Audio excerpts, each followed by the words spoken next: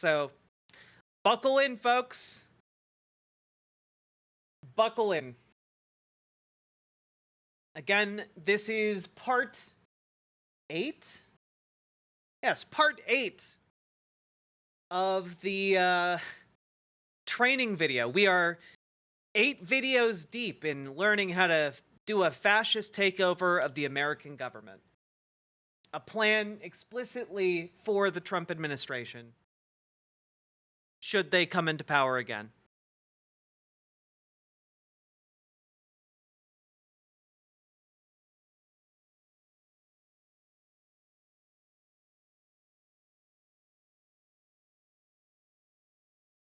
Hello, prospective political appointees.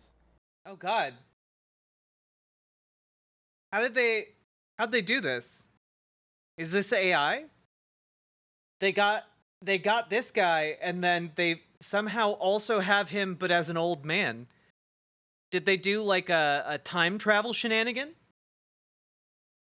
Like they're about to show how they can like rapidly age him into this man? It is my honor to introduce to you Mr. Donald Devine. No man in modern history has done more to curtail the administrative state than Mr. Devine.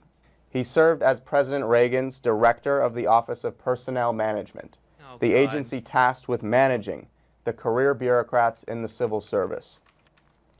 Devine's tenure as OPM director was the last time in American history that the federal bureaucracy has actually shrunk. His reforms included the removal of over 100,000 bureaucrats and $6 billion in savings. Is he too old to speak? Is that why he's getting fluffed in this introduction? Like,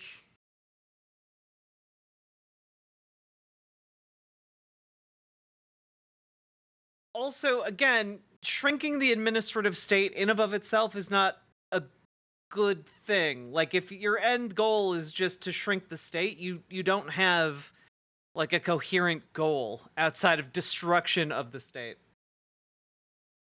These successes earned him the title Rasputin of the Reduction in Force. It's Rasputin, not Rasputin. A method of government layoffs that Devine pioneered.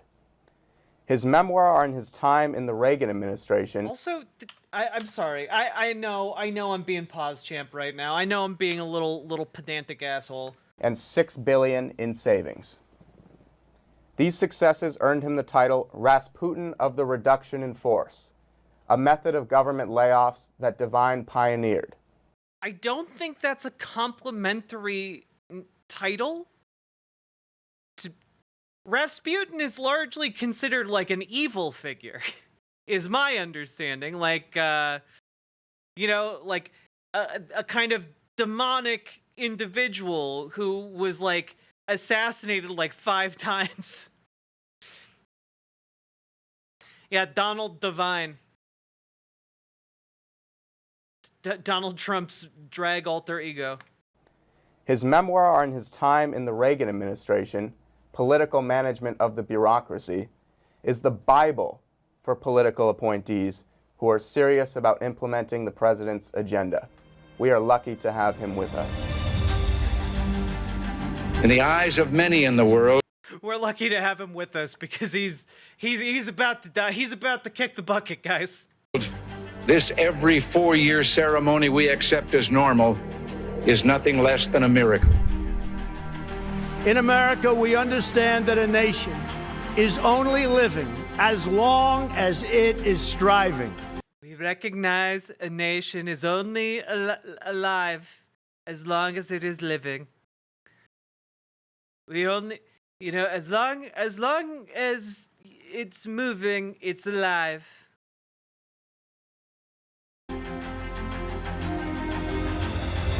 Only a few generations have been granted the role of defending freedom in its hour of maximum danger. This great nation will endure as it has endured. Do you think they'll just come back and it's just going to be the young guy alone on set because that was like that old guy died halfway through filming? Survive and will prosper.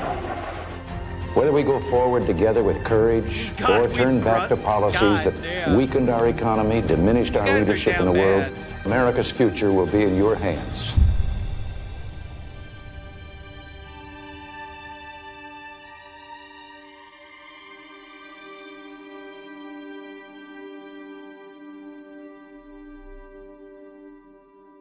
So Don, before we drill into how the president's cabinet secretaries can effectively implement the president's agenda, I was wondering if you could orient us with... Can I just say all of these people have made up names, okay? Really? Your name's James Bacon. That's your name. Are you sure you want to use that for your D&D character? effectively implement the president's agenda. I was wondering if you could orient us with how the executive branch and cabinet government is supposed to work. All right. Well, as I say, I think it's supposed to work my pretty thoughts? much like it worked under. What are my thoughts on the upcoming film Reagan? It's gonna be like weird.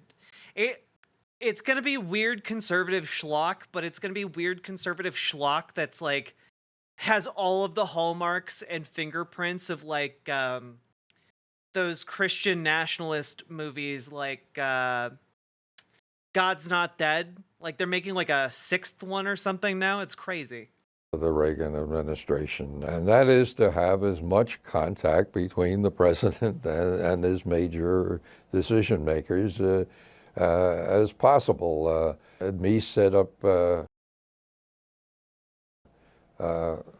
cabinet council, he called it, system, and there are similarities in all the administrations. You have the president and his top people in at the beginning. What do we need to do on this kind of general, especially when it's more than one agency's problem, which is a lot of the problem of the government itself. You have the men talk about the general principles, what you need to do, give the president some idea where you think you're going, let him tell you what they want. Of course, you're only dealing major issues here.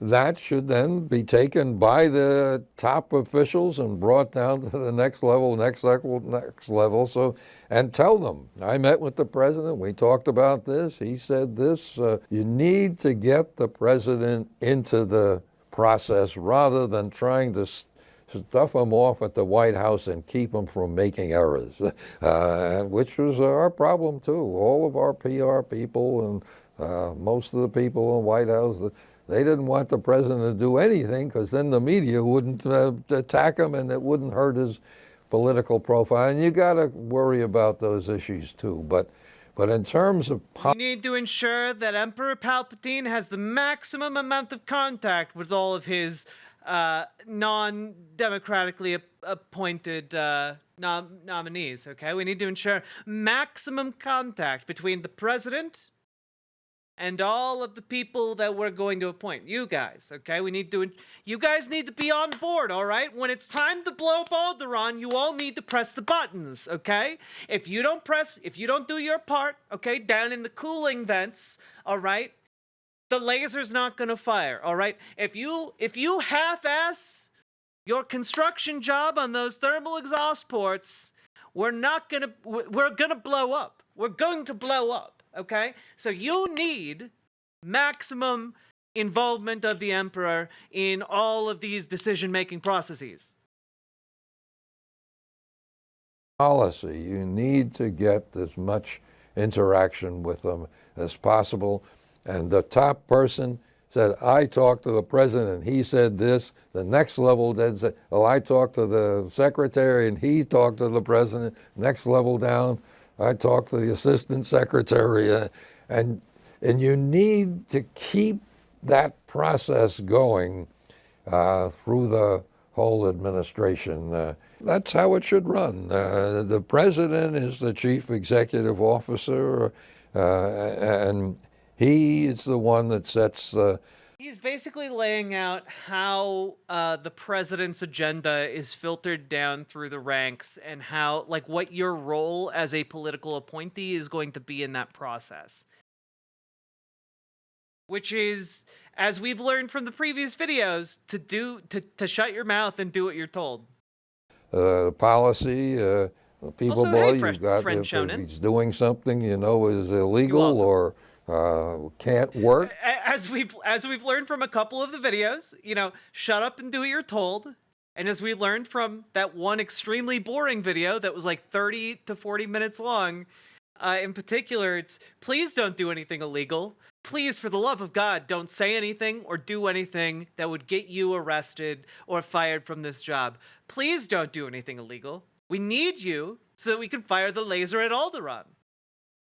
You try to change his opinion, but basically he's supposed to set the agenda, and each level, if you don't know exactly what his general positions are, and you need to fit it in best you can. If it's something he's totally uninterested in, then you got to say, well, if he was interested in this, what would he do? What would he be thinking? What would? Yeah, like, there's such a weirdness about all of this, right? Like, he's literally sitting there being like, okay, so, like, don't have too much free thought, because if you are, one of those free thinkers from QAnon, okay, you can't be going off on your own. If you're not a team player, all right, we got to let you go. But, if the president doesn't care about it, rather than ask for clarification, just imagine if Trump was speaking to you like the voice of God. What would he tell you to do? What would the divine revelation of Trump tell you to do about... I can't even think of a dumb example. What would he tell you to do at your child's sport match? Okay? He doesn't care about it, but if he did care, what would he say about little Timmy's offensive line capabilities? Okay? Yes, WWTD. Would be doing. And remember, you're there to implement his program, not yours. You got to add your expertise. God, he literally said it. You're here to implement Donald Trump's priorities, not yours. Like, they are doing this because Trump supporters are crazy, and a lot of them are not the kind of people who will wait for marching orders. And what you can do and what you can make what he wants work. And you've got to realize that you're going to get him in trouble. And the number one rule you all have to follow is not to leak top secret confidential information on the War Thunder forums. Please stop. It's happened too many times.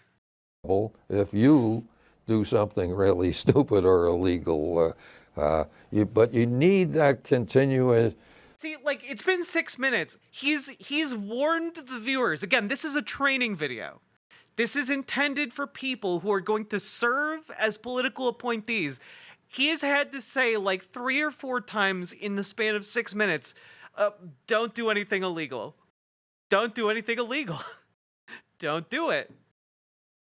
Process, and one of the things, belatedly, but the Office of Presidential did is to have regular meetings even with the top levels, and maybe 100, 200 people, and have some direct contact with the president, talk what he thinks is going on good.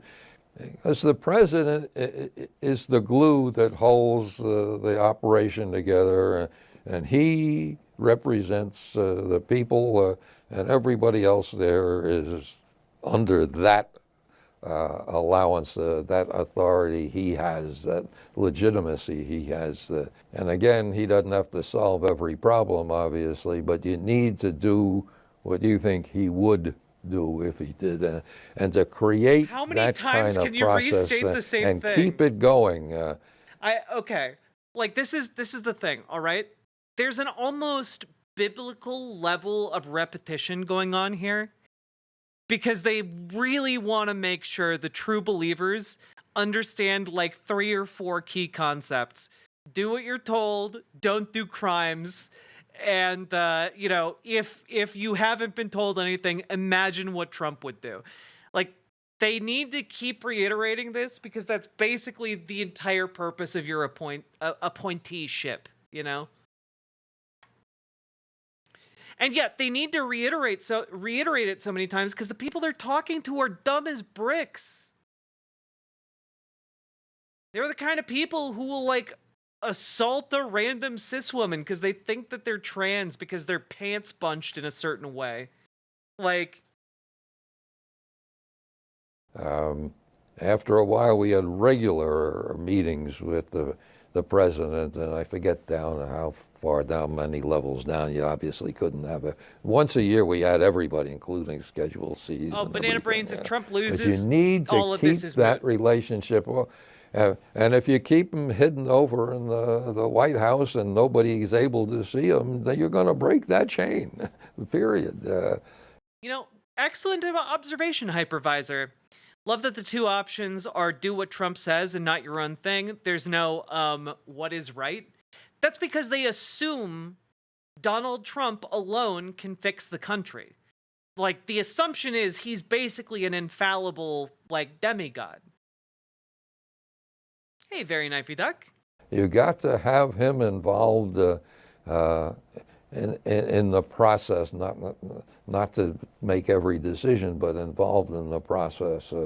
And when you do, you've got the legitimacy the Constitution gives you, the connection to the president. You have no legitimacy other than that, except you signed up and were appointed and confirmed and take an oath to the office. You need to use the agencies as your way. For example, even as recently as Eisenhower administration, you had a handful of people in the White House. All right? You don't need that many people there. You have public relations in the White House. All right? Why don't you have one guy in the White House and 3 or 4 assistants, and every week bring in the public relations people in the agencies? Let them be your staff. And you're solving 10 problems at the same time. You're not only getting rid of people who are hiding in the White House, you're bringing in the people who are out. I feel like this guy didn't quite get the whole message about the videos. Like, he's being a little bit too explicit right now with what their mission is, you know? Like, in a way where he's like, yeah, you know, we need to get rid of all the liberals, the secret left-leaning liberals hiding in the bureaucracy. We need to get rid of them. We need to do a kind of political purge of the bureaucracy in order to wrest full control over the government for Donald Trump, to empower the executive branch to effectively serve as a dictatorship. Remind me again, why are we watching Dehydrated Orville Redenbacher ramble? Because we are doing the Project 2025 training course. We are watching all of the training videos that they didn't want you guys to see. Because I figured maybe with me watching along with you guys, like, we'd be able to get through all of them. And I think that this is actually really important for us to understand the current political moment. You know, like, this is like what's intended for conservatives. This is what they want to do, and they are straight up saying it, you know?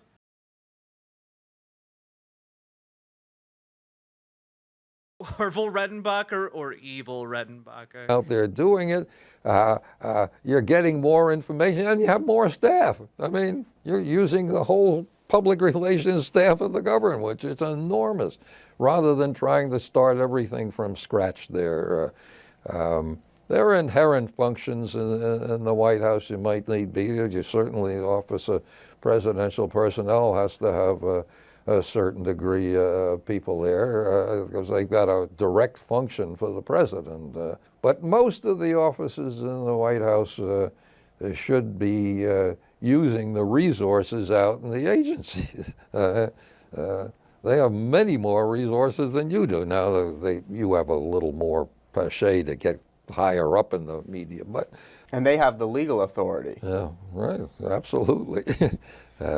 Nobody in the White House does. And then, you know, it's so easy to pack people in the White House where you're mostly immune from anything getting there. I understand, that's me today. Unless you have direct leaks out of the White House, which you have too. But you can hide away and tell everybody else to do crazy things, all right? All right? And you're not going to suffer anything from this, all right?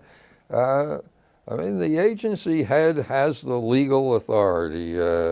They have to make these decisions themselves, and they will. And they'll either do it selfishly for themselves or you, if you encourage them. The president encourages them. Politics is personal. It's a little disturbing how he's just kind of saying the quiet part out loud repeatedly, you know? Yeah, if you get in the right position, you can be completely isolated from the consequences of your actions, haha. Boy, howdy, we should all take those jobs.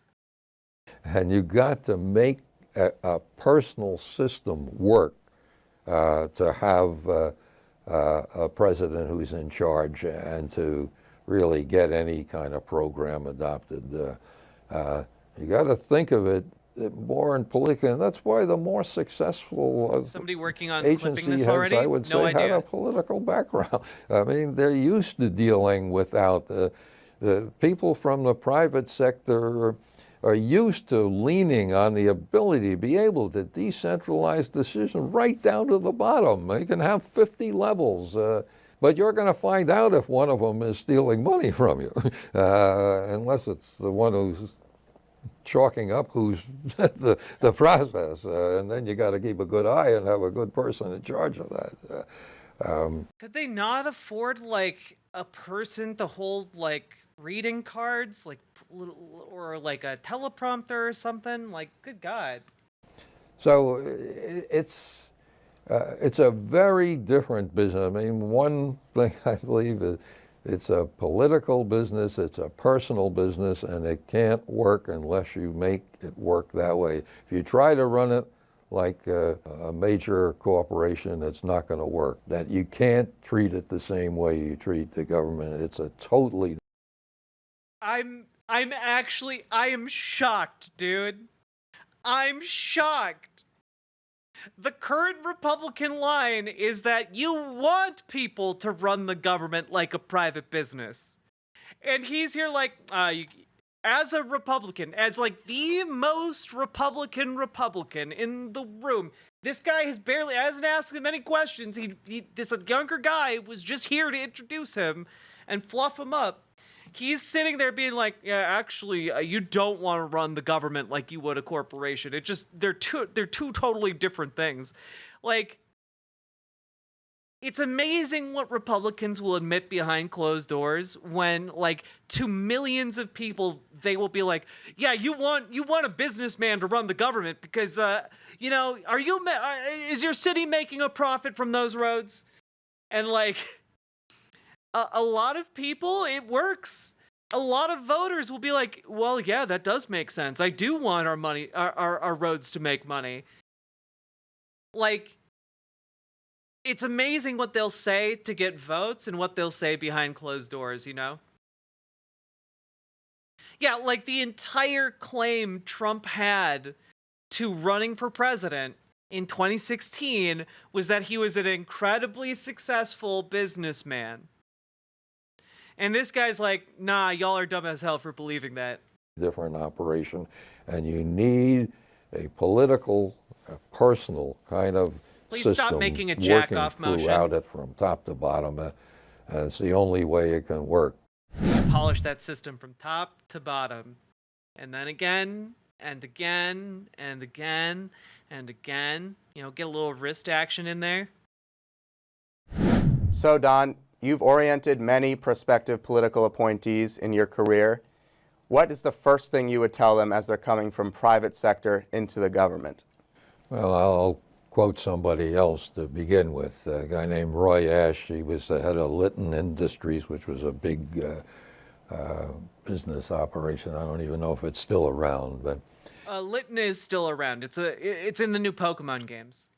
he used to explain that coming from the private sector into the government isn't like going from softball to hardball and baseball. It's like going from softball to ice hockey.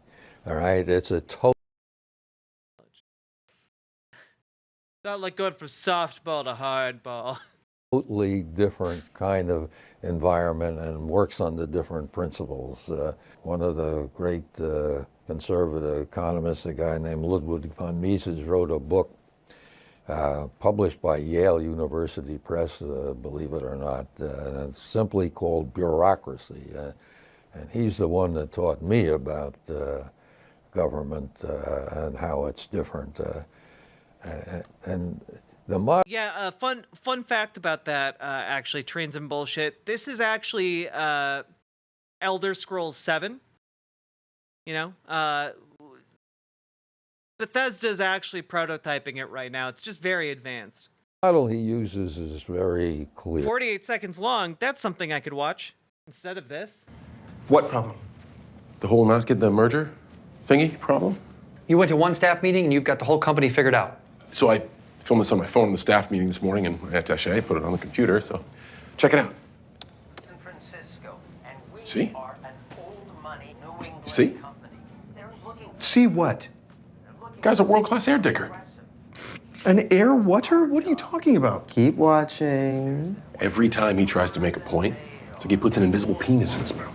so it's our Remember when Obama used to power knuckle to try to make that point? Well, Summer Hayes does the same thing, but when he does it, it's like he's smoking invisible dongs.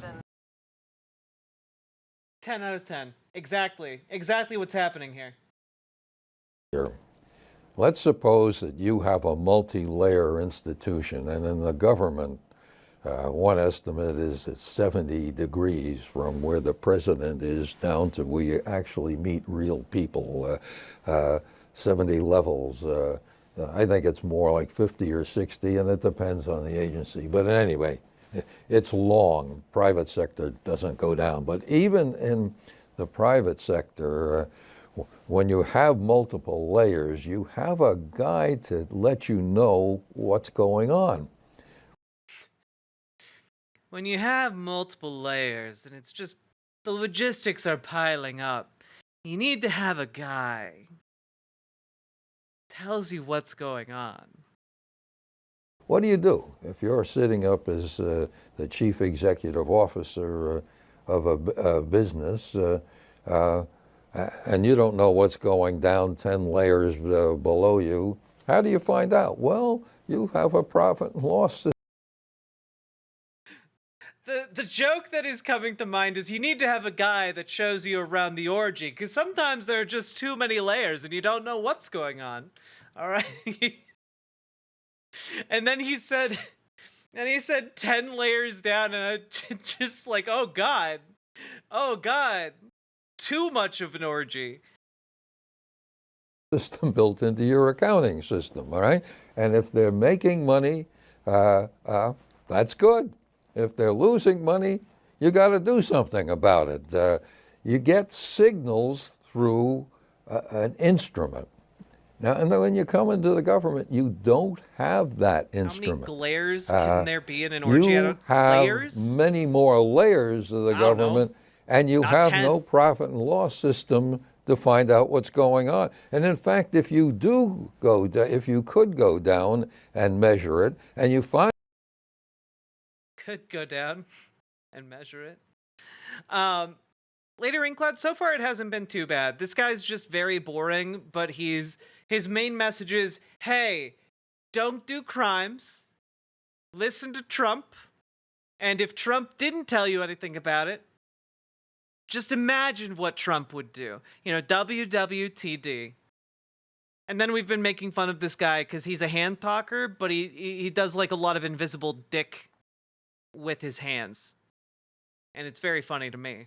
Find out whether, let's say, ending poverty, where you find out that they haven't been able to end poverty, do you end the program? No. You say, give them more money. So it's just the opposite. Failure. No Republican has ever listened to you on that one, buddy. Is rewarded in the government, whereas in the private sector, you have this, where you don't have anything other than the performance appraisal system, which means bureaucrats are telling what their bureaucrats are doing. And of course, everyone knows what the performance appraisal system is today, and that is that everybody gets the same rating, or pretty much the same rating. So the one instrument you have doesn't work. As they're coming into this massive system that you explained works very differently from the private sector, what are their legal authorities to manage this system? How do they begin to manage it? The best tool you have is, hopefully, you are appointing political executives below you. And whether you're a secretary in the cabinet, or whether you're assistant secretary, or even below that, your job still is to find out what's going on below you. You have got to put more political appointees down below you to find out. It's the only... Please, I introduced the analogy and I can't unintroduce it now. And everything you're saying, old man, is making it worse. Only way that you're going to find out, because again, if everybody's getting the same rating, you can't tell whether this agency is working or not. You need to have political appointees from top to bottom, not literally to bottom, but pretty close to bottom. The career... Please, I regret my words and deeds. This is just like when I played Metal Gear Solid 5. People, they're going to keep doing what they're doing unless you go down and find out what's going down there. So again, you okay down there? Do you need some water? The first thing you have to do is realize that it's different. The second thing is you need political people down to communicate. And if you don't have them there, you don't find out what's going on, period. It's like a gigantic game of telephone, but with a lot more gasping and moaning. One of the things you mention in your book is not letting the media dictate your decisions. But at the same time... Who's this guy? He's one of Reagan's ghouls. He was in charge of, like, onboarding political appointees under Reagan. I'm keeping in mind which actions are going to end up on the front page of the Washington Post. So how does a good cabinet secretary or political executive balance that? Well, first of all, you have to keep as much of what you do to yourself, especially when you're dealing with... First of all, don't talk to anybody, all right? No one should know what you do. Careerists. Now, I think the careerists, you need them, and you got to make them work well, but don't expect that their first loyalty is you. It's not, all right? It's the institution as they understand it. Keep in mind that what he's saying here is effectively that people who make careers in bureaucracy, like, aren't ideologically loyal to the President of the United States, i.e., they have no loyalty to Trump and aren't necessarily going to follow through on orders that they see as against the purpose of their institution. Have we watched the media relations one yet? Was that with the two sweaty guys? Or was that with the Rasputin priest? Pejorative. Apparently I have to add that one. I apparently have to clarify. So you need to keep your agenda pretty close. Yeah, we watched that one. You got to be careful who you tell it to, because if you run it through a normal process with all the teeth and levels, it's going to be in the paper tomorrow, all right? And the Washington Post has contacts in every agency at pretty much every level, all right? So if you publicize it, even within a room, it's going to, if it is newsworthy, it's going to be there. And never talk about what usually, you're doing. if you're a conservative, it's going to be something the Washington Post doesn't like. So what do you think it's going to be like when they cover it? And again, it's totally porous. Anything you do is going to be public in one place or another. So anything you do in today's thing is going to be, just think about it, what I'm writing now, what would that look like on the front page of the Washington Post, all right? What I'm working on right now, what would that be on the front page of the Washington Post? Well, let's just say it'd be NC-17. It's a totally porous and open operation, and you got to be careful. And you see what the people that did the most in the Reagan administration to change things were the ones that left. All right? And you've got to realize that this is ice hockey. It's not softball. The good thing about it is you can help change the country in the right direction. Well, it's neither of those things, actually. It's being a political appointee in a fascist administration. That I don't actually see your analogy. I feel like it's broken down at this point. And that's and if you keep that and understand that's your goal, you can make a difference and no softballs help change here. the country in the right direction. And Don, one of the other things you talk about in your book is how some of these Reagan cabinet secretaries and appointees got trapped in reacting to the media, where suddenly they weren't advancing the agenda, they were just being totally reactionary to the media, and you avoid... It's like a reference to an earlier analogy he made, but his analogy earlier was also not great. So, like, it just got further confused when he brought it up again. That. You kept your eyes on the prize. How did you keep that mindset, and how can other cabinet secretaries keep that mindset where they don't let... Ice hockey as opposed to fire hockey, earth hockey, and wind hockey. We all remember when the fire hockey nation attacked. The media dictate their every action?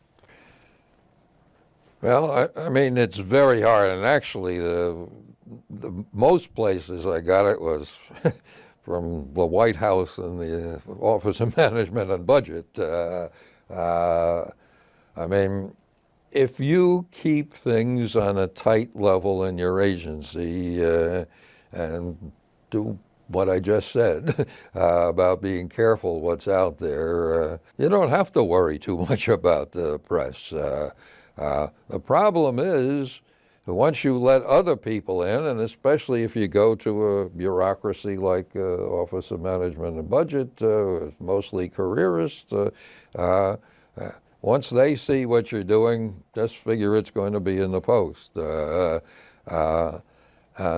So the main way not to be led by the Post is not let the information out to do it. And the second thing is you have to make a decision. What are you here for? Are you here to advance your own personal agenda? Well, maybe. Or are you here to sacrifice yourself, throw yourself upon the pyre for Donald Trump's greatness? We want the second one, not the first one. Playing with the Post isn't so bad an idea, all right? But if you're there to make a difference, then you're going to be careful about it and take the hits when they come, but don't give them any more opportunities than you need. Now, I feel like they did not care about this one. They're just throwing the slideshow over him.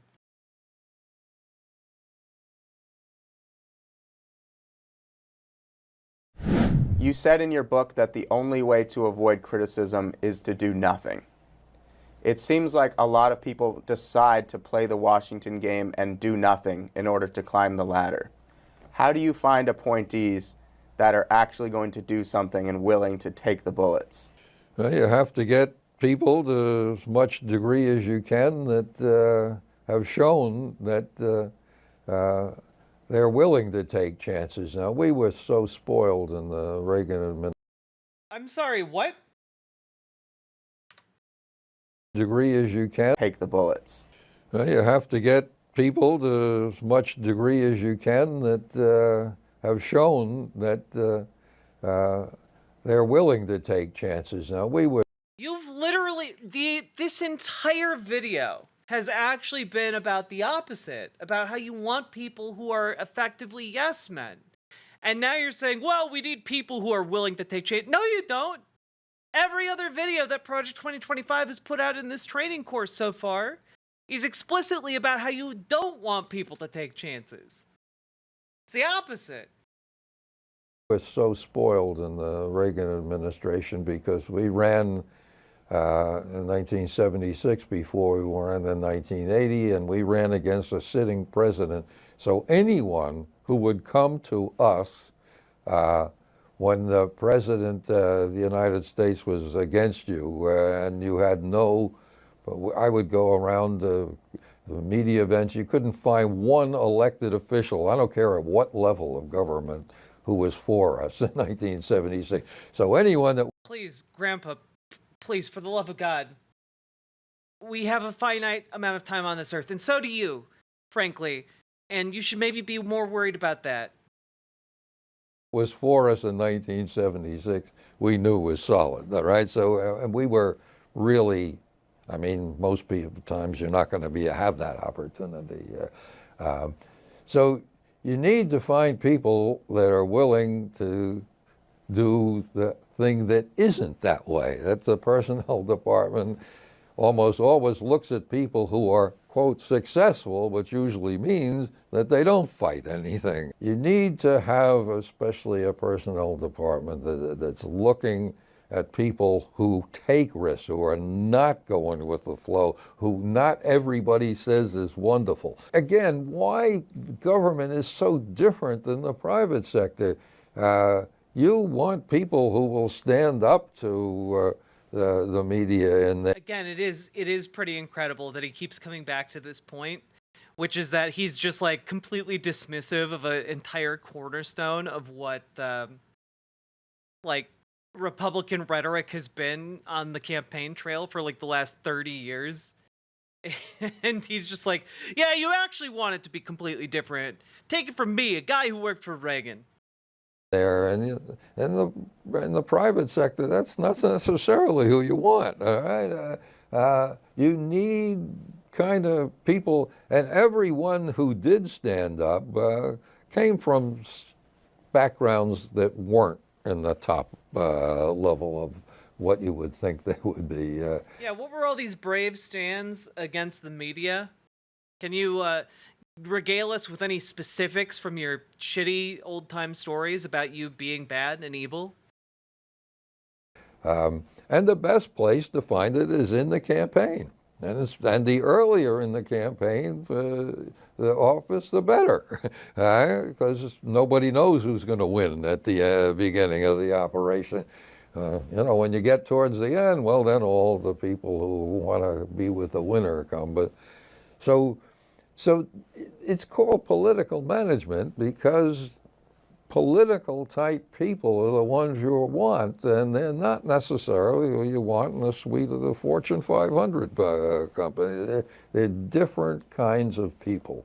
And again, it's easy to say at the beginning, but at the end it was very clear the ones that got there were not the big executives of the Fortune 500 companies. When the next administration came in from which was a Republican one, they were asked, the head of the personnel or one of the top people in the personnel department were asked, what are you going to do different from what the Reagan administration did, who was trying to pick people who were ideological and had an ideology? Well, this guy from Bush. They didn't give this guy like a script. They just sat him down and he's just going. Yeah, please stop. Please get to anything of substance here. Fascists are so boring, guys. This is one of the things, right? This is why fascists can't make good art. All right? They can't make good art. They can't tell good stories. Their fashion is dog shit. All they do is take from you so that they can like sit in ugly ass leather chairs and tell you one of the most boring stories you've ever heard in your life. That's basically what they offer you. And if you don't want to listen to that story, then you die.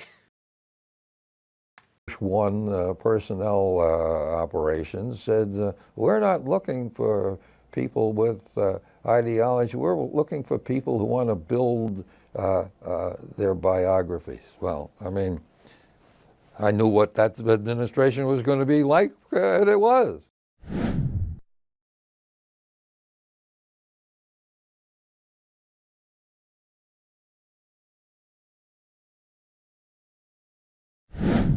In your book, you also talk about how the cabinet secretary needs to be implementing the agenda at their agency as if the president himself were doing it. They need to have that kind of understanding.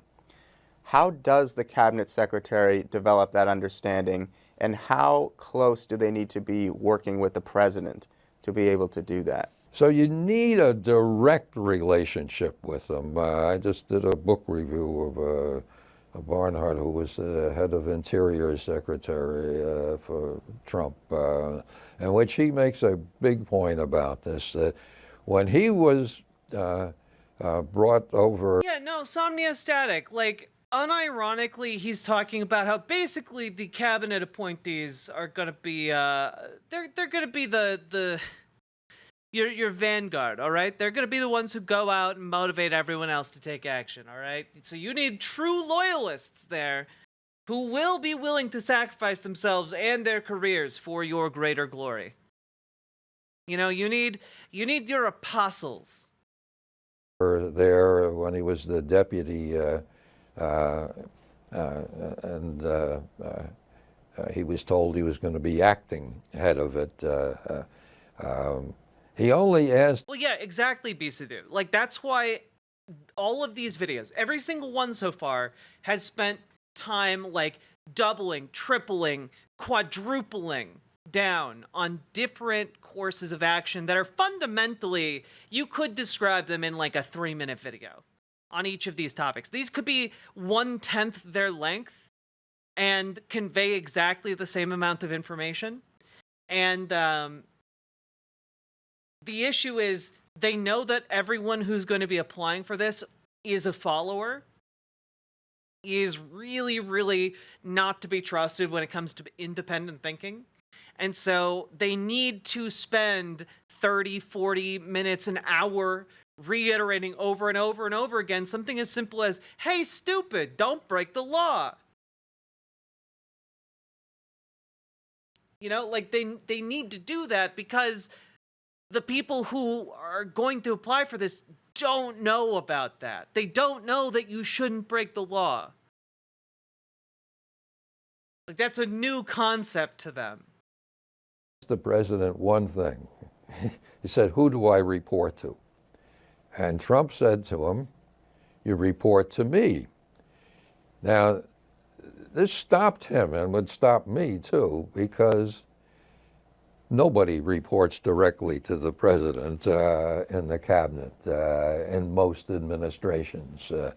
But Trump said, you report to me. And this guy was smart enough, he says, well, I know that's what the Constitution says, but who do I really report to? And he says, you report to me. All right? That's what a president's relationship has to be to a cabinet official. He's got to be able to call the secretary who answers the phone and get to the person. He's got to be able to get around everybody else. And again, most times that doesn't happen. In the Reagan administration in the first term, Ed Meese's job was to make sure that top agency officials could get to the president. Yeah, your job isn't to think. Your job is to do what you're told. Do what you're told. Do what you're told. Don't care about anything else. You won't be held accountable. Just do what you're told. Do what you're told. Do what you're told. They had the president sitting there, not at the end process after it's been pushed through the whole bureaucracy and everybody's got 3 levels in the last administration anyway to get to the president, with the ideas being watered down each time, each level it moves up there. That's a way to make sure you don't have anything that really is going to be different and work if you have to get 3 levels of people to answer it. It's got to be a direct relationship. Yeah, you got to get rid of all of those careers. You don't need anyone between you and Donald Trump. You just need direct connection with him, okay?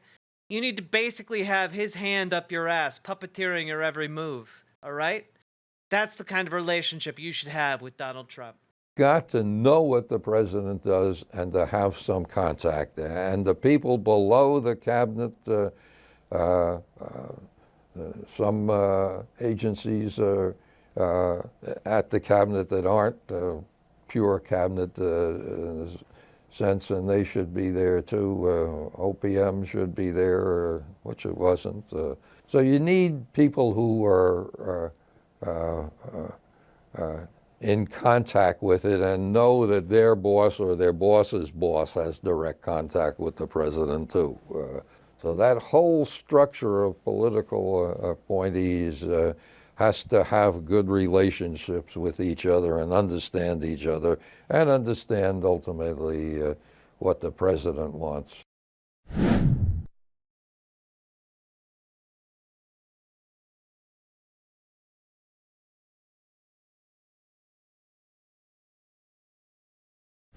So yeah, you really got to cater to the needs of the man in charge.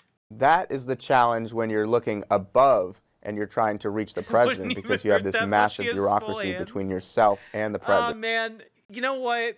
Let's get Tim Walz some stage time with JD Vance, okay? I guarantee you, Tim Walz has been holding on to a tiny hands Don joke for a long time. He might repurpose it for JD Vance, and that could be quite great. But what about below? A lot of these cabinet secretaries run into bureaucrats that give them legal objections saying, you don't have the legal authority to do. Okay, here's where I think here's where, like, up till now, it's been vaguely sinister. I think this guy is about to pose, like, an objectively, like, holy shit type question. Because he's about, like, jokes aside, right? He's about to ask this guy, hey, what if your employees disagree because there are legal concerns about what you are being asked to do? What happens when these careers object to the thing you're telling them to do? Do that, or you can't do this for this reason. One of the things you talk about is having the confidence in your legal authority to act. So how do you have that confidence? You got to do it yourself. You can't trust anybody else, all right? I mean, his answer is, you know, if someone has like a legal question about this, just do it yourself, stupid. Doesn't matter if it's illegal. Do it yourself. The president will pardon you. Do it yourself. He's above the law. He'll pardon you. Do it yourself. It really does come down to that. That's actually his answer. His answer is, get your hands dirty with doing a crime. Your president will pardon you. Like, this is where we're off the rails. We're off the rails into explicit fascism territory. Like, the rest of this video was, like, kind of confined by the law. Like, what is and is not legal to do. Like, you can legally appoint someone, that someone can fire people under them. They can work directly with the president. But here's where, like, oh, what if someone says you legally can't do it? Do it anyway. Now we have gone beyond the law and order discourse, and we are officially in fascism town. You are the one that's going to pay the penalty. Nobody in the White House office or OMB or up the chain or down the chain. What happened to don't do crimes? Look, it's okay to do a crime if the president tells you to do the crime. You are the ones you've got to find out yourself. And keep asking questions if you have a career lawyer. You should have a political appointee there if you possibly can get one. And you need to listen to all they say, but you need to check it. That's what this Barnhart book is very good on that. And he'd been in several previous administrations, so he had a good idea.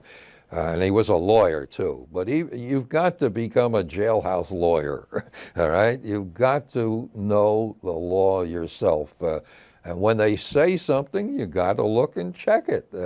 I never accepted any legal opinion on its first way through. You've got to keep asking questions about it, and especially when you think there may be some other reasons behind what it is, that they really don't like the policy. So you've got to know that, and again, you're the one that's going to get in political or public relations trouble. Nobody else is when you do it. You are. You've got to be your own person. It's much harder to be an executive in the government than it is in the private sector. Again, you have no real tools. You've got to do it yourself, and there's no substitute for it. If you're going to sign some important thing that's going on, you've got to come to the conclusion that you have to understand it. And if you don't, you shouldn't be there. You know, you have to come to the conclusion that what you're doing is legal. And as long as you come to that conclusion, you're fine.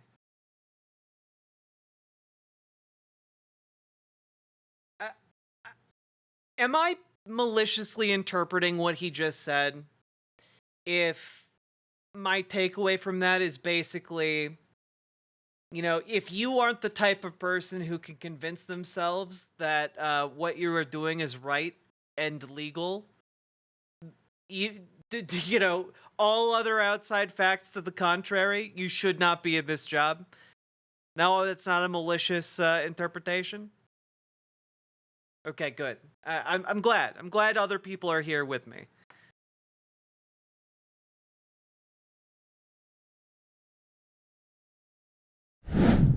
And when you do run into insubordination, how do you deal with that? Well, it depends on a lot of different things, you know, how important the person is, somebody you need. So, you know, there are all kinds of alternatives. Oh, sorry. We were talking about law. What are you, a fucking liberal? What? Law! I really enjoy the little what in there. It's a good little sound bite. I never found the need to fire anybody. I did fire people to cut back on it, but not for what you're talking about, you know, insubordination. Yeah, you don't really have to fire. I had this Democratic... you don't have to, but you can, I guess.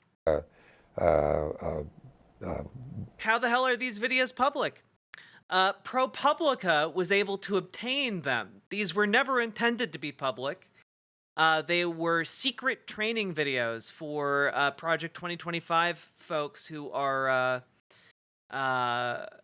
like signing up to go through this kind of training process. One who was a political appointee, and obviously he wasn't for me. But I moved him to the division that handled the retirement account, just the processing of it, not any policy direction, but making sure that the the place operated, and people who retired would get them in on time and make them work it, and the backlog was always Good night, John Bainbridge. enormous. Get good sleep. I put him there. He was great there, all right? He wasn't in a policy position, all right? I gave him a $10,000 bonus, all right? He did everything right. I mean, there's a lot of things you can do. You know, I had one of the top political appointees call me up and said, when I was there, he said, what is this? I hear you are in favor of giving bonuses to careerists. And I said, yeah. It is incredible how they are like they are instilling a slur into like the people they're training to be appointed. Like, yeah, these careers are gonna expect a bonus now. I am. Get them to work for you. He never did it. He said, oh, you're wasting money. No. If you, and of course, if you do give and he doesn't do it, then you can fire him. Then you can do something. But there are incentives that you can use to get people who were totally opposed to you to do the right thing. Yeah, a literal loyalty program. You know, do a bounty on killing democracy. I don't think I really fired anybody for cause, because I wouldn't stand for them if they weren't doing it. I'd move them someplace else. And it's a lot easier to move it too. But, you know, you have the option to fire them, and if they're bad enough to do, I did fire one or two of them for cause, but not many. So, if you were to get in as a cabinet secretary today, what would you do on your first day in office? Well, that's a tough question to answer, because it depends so much on the agency. I guess if you need one thing to do the first day is bring all authorities in the agency up to you, so that nobody can do anything without going through you. You're not going to be able to keep that very long, but throughout you should have as many come to you that are important as you can. The first thing I guess I'd do would be that. The first thing you do when coming into power is consolidate it under yourself so that you have kind of a supreme and unquestioned authority. Interesting. I wonder what that reveals about what they want to do with the presidency this time around. Better not read too much into that.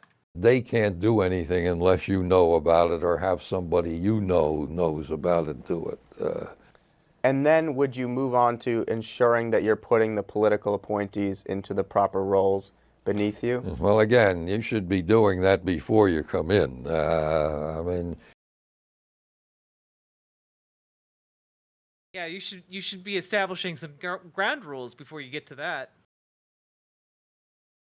You should be saying, who do I need here and there? Not much, but donating, since you're actively sacrificing your soul watching this entity from beyond discuss fascism. Non-aesthetic witch, thank you for the $5 super chat. Thank you for supporting stream tonight. I very much appreciate it.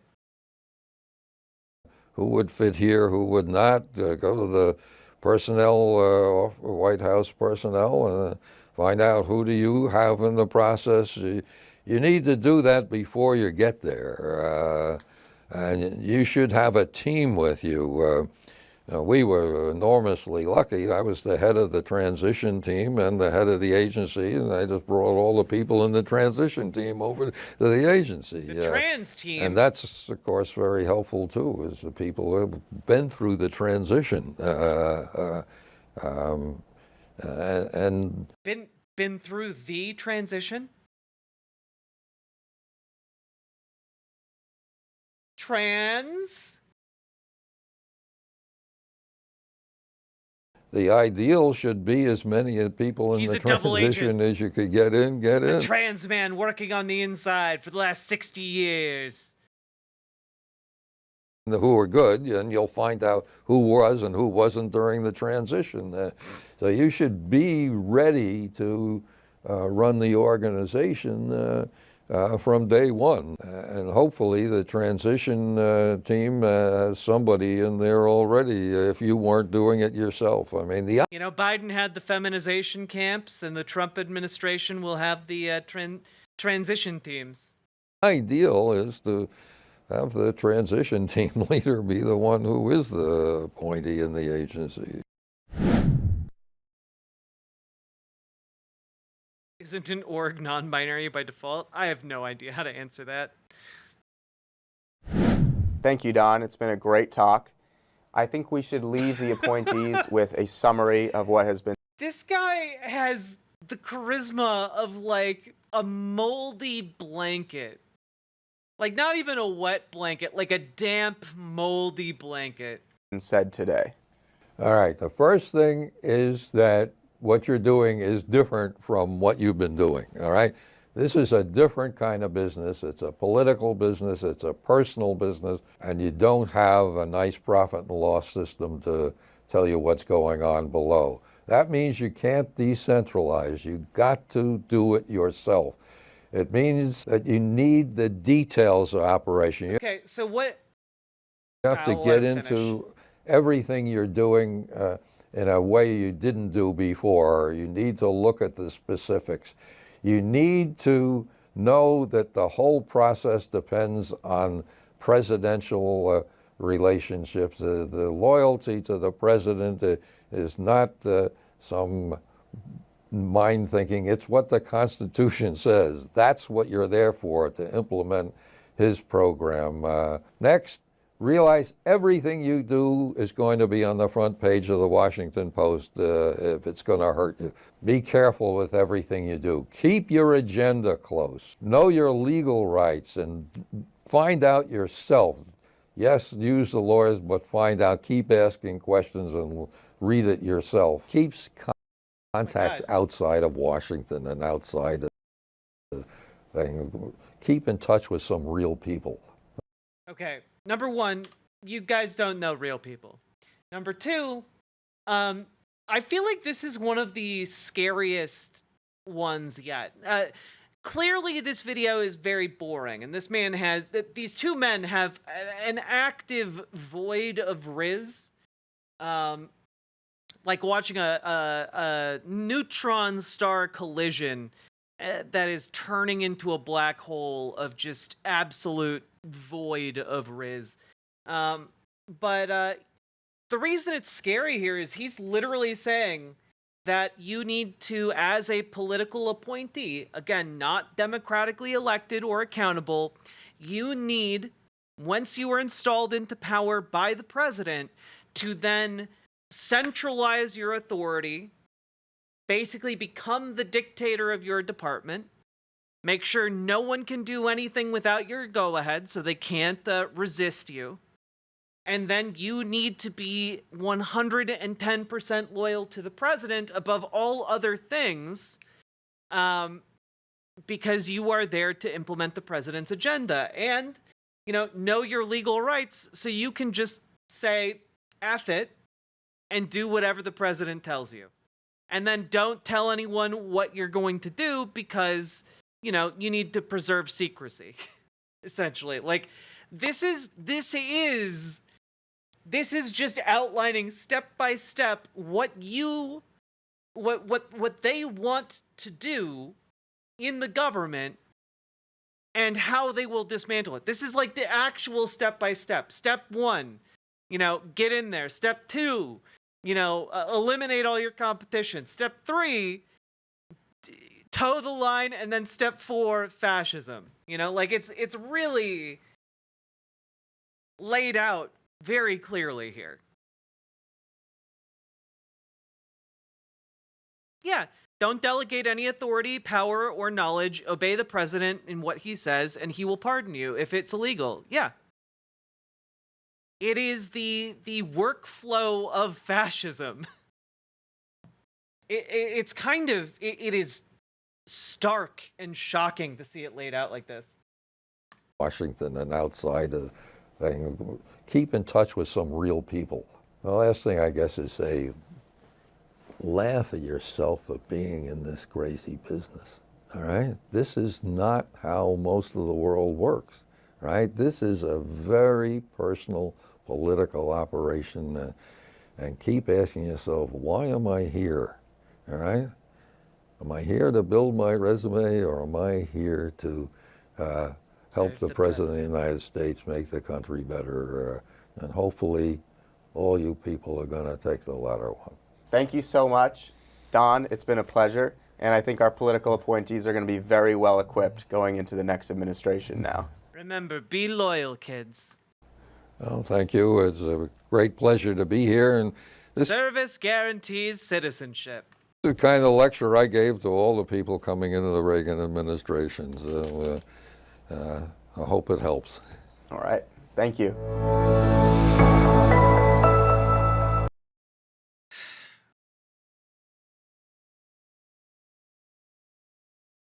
I mean, what is there to say?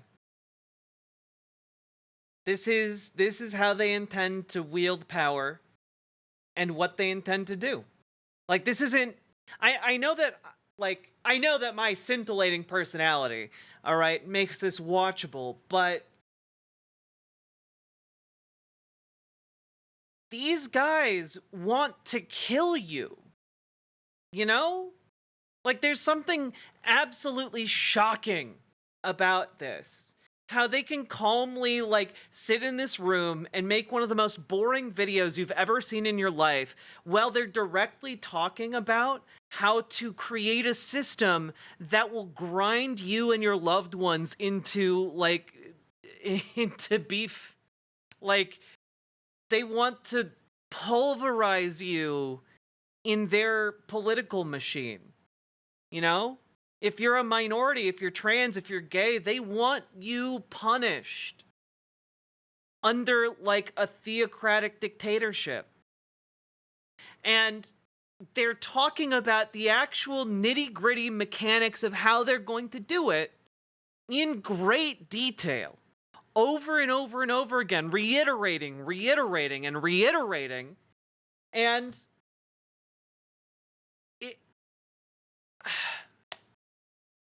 it's truly awful. So please remember to go vote. And honestly, if this scares you, if this scares you, if you have loved ones who fall into the categories that would be harmed by these people coming into power, and that's basically everyone. Let's be clear about that. It's basically everyone would be harmed under a Trump dictatorship. Please volunteer in some capacity. You know, I don't care what it is, but get people registered to vote. You know, like, do some door knocking, do some phone banking, you know, do some text banking even. Like, donate, do something. Because these people want you dead. They want me dead, okay? Like, they literally talk to each other about how trans people are, like, by their very existence, by just being in public, are pedophiles. Because kids can see us, and it grooms them somehow. And, like, I don't know. Like, I'm hoping that if you're watching this, you have at least some ability to empathize if you don't fall into a category like myself. But, like,